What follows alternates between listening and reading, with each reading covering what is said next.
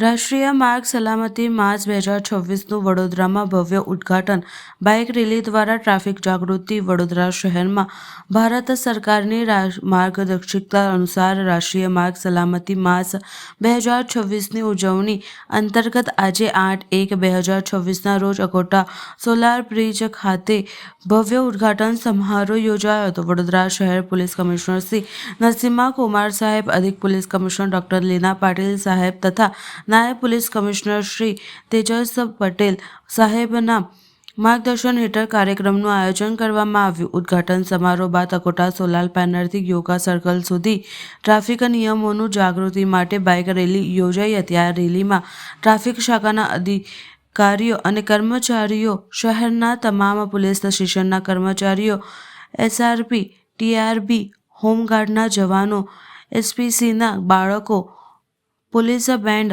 Transport, taxi તથા રિક્ષા એસોસિએશનના પ્રતિનિધિઓ, વિવિધ એનજીઓ, પ્રાઇવેટ સિક્યુરિટી કર્મચારી તેમજ સ્કૂલ કોલેજના વિદ્યાર્થીઓ સહિત આશરે 1,500થી વધુ લોકોએ ઉત્સાહભેર ભાગ લીધો હતો.